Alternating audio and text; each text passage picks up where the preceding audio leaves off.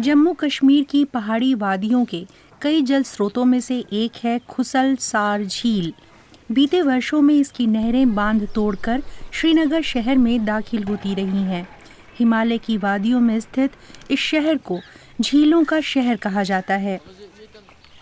मंजूर अहमद वांगनू बड़े कारोबारी हुआ करते थे। अब वो एक पर्यावरण और सामाजिक कार्यकर्ता के रूप में ज़्यादा जाने जाते हैं। शहर के तमाम जलाशयों की सफाई के लिए उन्होंने एहसास नाम का संगठन बनाया है। महज 1 साल पहले ही ये झील बड़े बुरे हाल में थी।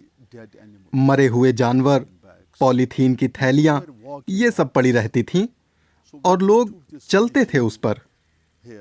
तो हमने मिशन एहसास के तहत जब ये मुहिम शुरू की तो यहीं के लोग हमारा मखौल उड़ाने लगे। लेकिन मंजूर मजाक उड़ाए जाने से विचलित नहीं हुए। वो जानते थे कि जलमार्गों को साफ करने से बाढ़ में कमी आएगी। उन्हें यकीन था कि एक रोज स्थानीय लोग उनकी मदद करेंगे। शुरुआत में हम सिर्फ 4 लोग थे, मैं और रिश्ते में मेरे 3 भाई।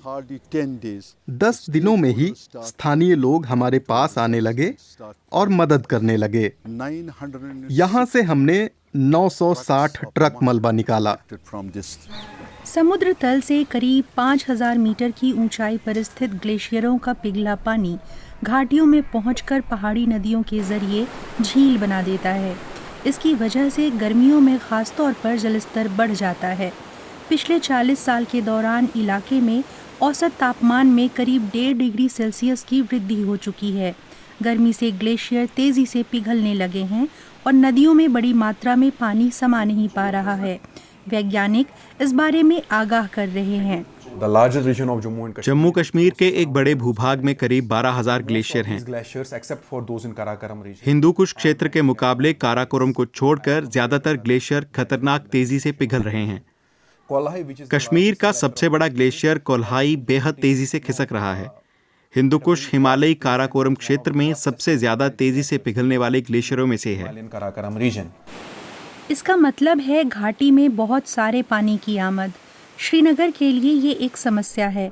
शहर दलदली इलाकों की ओर फैल रहा है, जबकि बाढ़ को रास्ता देने के लिए उन्हें खाली रखना जरूरी है। जलमार्गों में कचरा और कीचड़ भर रहा है, जिसके चलते वे ठीक से पानी नहीं सोख पा रहे हैं। इसके नतीजे विनाशकारी हैं। जैसा कि 2014 की बाढ़ में हुआ था, कश्मीर घाटी में 1 खरब रुपए के नुकसान का अंदाज़ा लगाया गया था। इलाके में करीब 300 लोग मारे गए थे, 1200 से ज़्यादा घर तबाह हो गए थे। मुश्ताक अहमद का घर भी उनमें से एक था। वो दलदली ज़मीन पर बना था। तब से वो इन इलाकों की मरम्मत और बहाली के काम में जुड़ गए हैं।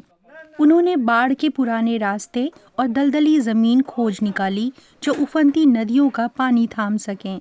उन्होंने सरकार से संवेदनशील इलाकों के इर्द गिर्द रिहायशी ढांचों, शॉपिंग मॉल का निर्माण न कराने की भी अपील की। ये सारा का सारा दलदल था। यहाँ आज मकान खड़े हैं। ये स्पिलेज चैनल था, पानी यहाँ से निकलता था। मैंने अधिकारियों से इसे साफ करने की गुजारिश की।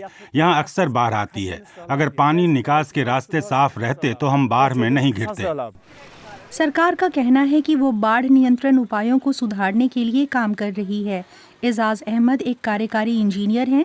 वो बताते हैं कि उनका विभाग कश्मीर की प्रमुख नदी झेलम और उसके निकास चैनलों की जलग्रहण क्षमता को बढ़ाने की कोशिशों में जुटा है। जो हमारी स्पिलवे चैनल है उसकी विड्थ हम और उसकी ड्रेजिंग वो कर रहे हैं, जिसकी वजह से उसका एरिया 46,000 क्यूसेक्स हो जाएगा।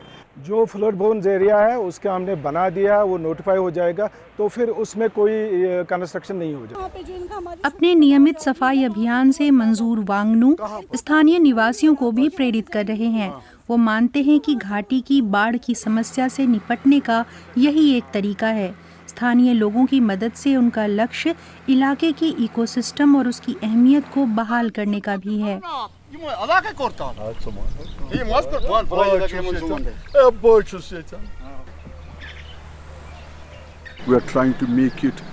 हम लोग इसे 30 साल पहले जैसा बनाना चाहते हैं।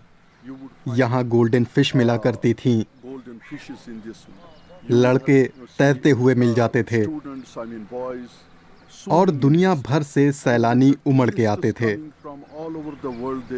वे परिंदों के ठिकानों को निहारा करते थे और इस इलाके से होते हुए अंचार झील को जा सकते थे। खुसलसार झील के वेटलैंड को बहाल करने के लिए स्थानीय लोगों और सरकार की ओर से अनवरत कोशिशों की दरकार है।